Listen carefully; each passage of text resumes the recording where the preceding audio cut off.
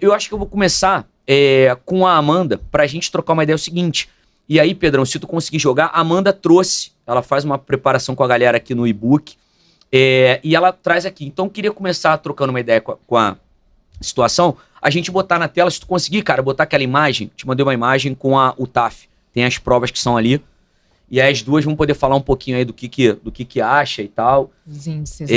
Exatamente. E aí a gente já trocar uma ideia desse TAF, que pra Jennifer que se inteirou aqui na Polícia Penal, basicamente a Amanda pode falar, é o mesmo, né? Mesmo. Muda uma prova ou outra. E aí, tu consegue aí, cara, botar essa... Aí, tá aí na tela pra rapaziada, né? Que beleza. Esse aí é o testezinho que a galera já começa. E primeiramente, já queria ouvir das duas, tanto da Jennifer na nutrição quanto da Amanda no teste físico, qual a dica que vocês dariam agora, nesse momento? Claro que a gente vai fechar a live aqui hoje, trocando mais ideia, mais responsável, mas 18 de março, 5 de abril começa. Queria ouvir a Jennifer primeiro sobre nutrição. Aí você pode entrar também na parte da cognição, da galera que faz aquela alimentação ali maluca, pra parte cognitiva e pra parte física. O que você...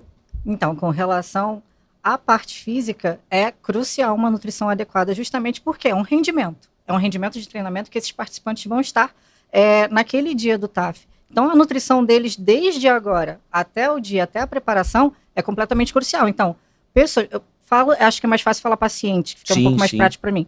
Paciente que tem uma prova, para se preparar, pelo menos que fracione a refeição de uma maneira adequada, com proteína, carboidrato, gordura de uma maneira bem adequada, justamente porque vocês precisam de energia.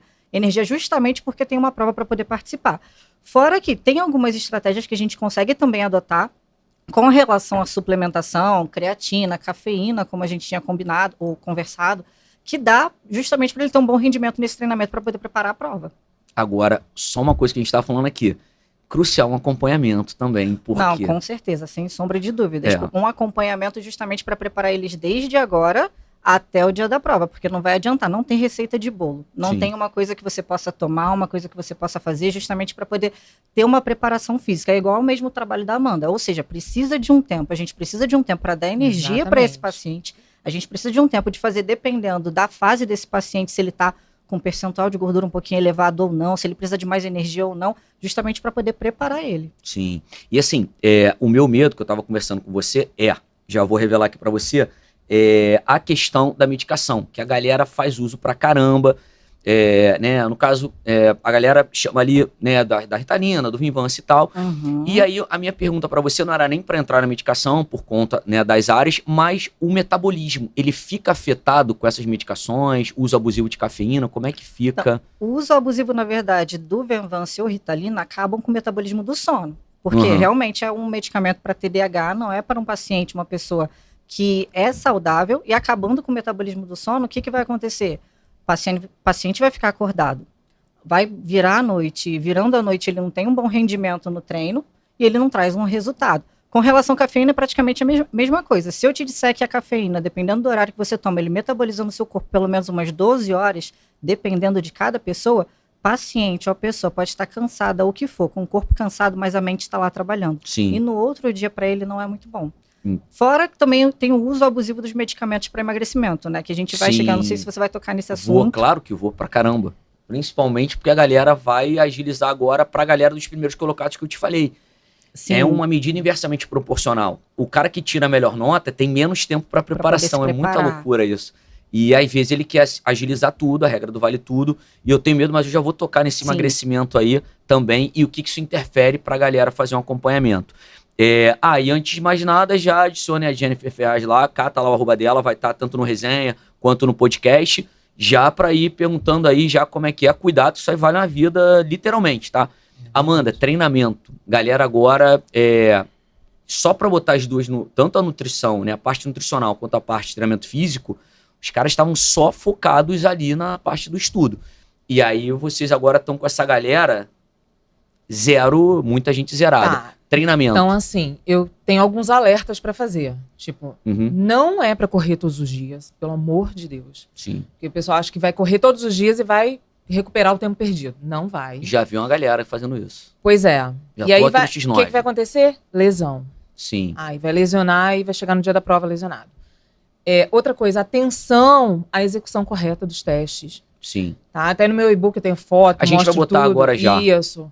Porque chegar lá na hora, eu vi no meu TAF a menina ser reprovada porque ela não conseguia fazer a flexão corretamente.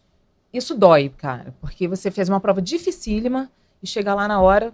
Porque ela não teve um acompanhamento, treinou sozinha. Eu treinei sozinha. Aí foi a prova com uma péssima execução e reprovou. Sim. Entendeu? E corrida de 100 metros. Sim. Não treina agora. Deixa mais para perto, porque você tem a resistência. 100 metros você vai tirar de letra. Eu achava que não, mas você tira de letra. Pô, legal. Entendeu? A 100 metros é a que mais lesiona. Então não tem por que você ficar fazendo corrida de 100 metros. Entendi. Fica no da resistência. Isso. Que a gente tá ali na tela. Se puder botar aí, Pedrão. Já queria que você falasse já, Amanda. Isso aqui é o da Polícia Penal? Penal, penal, exatamente. Tá. Então, é nessa ordem que chega lá? Não, é a critério deles? Olha, eu não sei.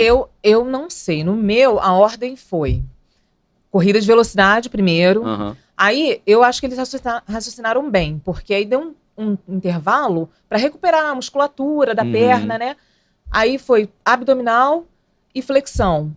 E por último, a corrida de resistência, que é o normal mesmo. Tá, a gente estava comentando aqui com as duas, não tem a questão da barra, né? Que a mulherada tem um pavor. Mas a flexão de cúbitos é bem complicada também. Também? Tanto para o masculino quanto para o feminino. Porque a gente pensa que o homem vai, né? Vai tirar de letra a flexão. Mas não, tem muito homem que... Eu não acho nada simples aí, cara, na moral. Não é simples. Até o abdominal.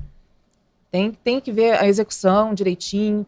Porque senão a contagem não vai ser computada. Entendeu? Não, porque já tem uma galera vendo aqui que eu acho maneiro aquele cara que fala que é fácil, mas não faz. Eu acho maravilhoso. Eu acho lindo. A raça humana pra mim tá maravilhosa. Foram lá no Instagram falar molezinha, hein? Com a latinha de taipava na mão, né? Aquela coisa, o amendoim na boca aqui. Isso é fácil. Se eu fazia no meu tempo... Aí você junta o nervosismo, a falta de preparo, né? Porque vai lá no NHS, na hora sai. Sim.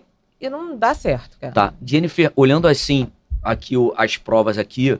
O que você acha? Um gasto muito alto? Nutrição desse cara aí tem que ser... Como é que é? Bom, pelo menos eu apostaria antes da prova ele ter uma ótima reserva de energia. Então, sempre se preocupar desde o início, como eu falo, desde o início da preparação dele, e pelo menos um dia antes da prova, ele ter um aporte de energia justamente para ele poder executar bem cada exercício que tiver ali. Sou leigo, tá? Então, tu tá falando com um cara leigo na parada, assim, se eu falar idiotice, eu falo, porra, meu irmão, você é burro, eu vou adiantar, que minha nota no vestibular em Biologia Química era 0,25 para não zerar. Não, eu compensava nas outras. Então, quando você fala reserva de energia, é o que exatamente? Carboidrato. Sem sombra de dúvidas. A primeira reserva de energia que a gente faz é a captação de carboidrato. Então, pelo menos eu aumentaria um dia antes um pouquinho o carboidrato, justamente para ele ter um pouco mais de energia. Tem pessoas e pessoas, porque é muito individual. Tem pessoas que se sentem bem fazendo TAF ou qualquer tipo de preparação em jejum, e tem pessoas que se sentem bem alimentadas. E pode ter aquela pessoa que, por exemplo, tem medo de passar mal na prova. Não vá em jejum, se alimente, nem que faça pelo menos uma refeição líquida na parte da manhã, porque você não sabe quanto tempo que vai ser de prova, quanto tempo que você vai ficar lá fora, que você não tem também a noção da temperatura que vai estar naquele dia. Então, uma falta de hidratação pode atrapalhar o seu rendimento, uma falta de nutrição naquele momento. Tem estratégias até com suplementação que a gente pode adotar justamente para cada pessoa. Então, é muito individual a gente falar. Mas, pelo menos, antes da prova, eu teria um aporte um pouquinho melhor. Aumento de carboidrato em algumas refeições, não é se entupir de carboidrato, justamente para a gente não ter uma hipoglicemia de rebote, porque isso pode acontecer, um aumento de carboidrato naquele momento, e o paciente realmente... participante realmente se dá mal no dia da prova. Entendi. E assim, Jennifer, eu já ouvi muita gente falar, bate um prato de macarronada na noite anterior. Não, pelo amor de Deus, até mesmo você pode ter algum problema gastrointestinal no momento da prova. Então, não é um prato de macarrão. Você tem que ter, na verdade, um aporte ideal. Então, cada pessoa corresponde diferentemente. Isso vai depender do peso, isso vai depender de como ele treina, isso vai depender do metabolismo do dia dele todo. O horário que ele acorda até o horário que ele vai dormir, quantas refeições ele consegue fazer ao longo do dia. Eu sei que tem gente que trabalha, tem gente que estuda e não consegue fazer o fracionamento correto, que seria o ideal, o perfeito, de 6 refeições ao longo do dia. Então, cada pessoa é diferente. Então, a gente tem que ver cada caso. Isso que que eu acho sempre, cara, eu oriento pros caras, assim, tudo, tá? Eu tomo medicação, não tomo, eu faço nutrição. Cara, eu sempre falo a mesma coisa. Cara, procura um profissional técnico. E os caras têm a mania de perguntar pra mim sobre tudo. E eu tô confessando, eu sou leigo nisso aqui. Eu tenho aquela alimentação, tipo, ter futebol, quando garoto, beleza, faço luta. Mas, pô, minha nutrição é uma nutrição entendeu? Enfim, não, e a gente pensa que come bem, né? Você acha que você come, seu aporte proteico é excelente. Quando você vai numa nutricionista, ela faz toda a medida e fala, meu Deus, eu não comia nada de proteína. Sim. Acontece muito no consultório. Cara, é incrível.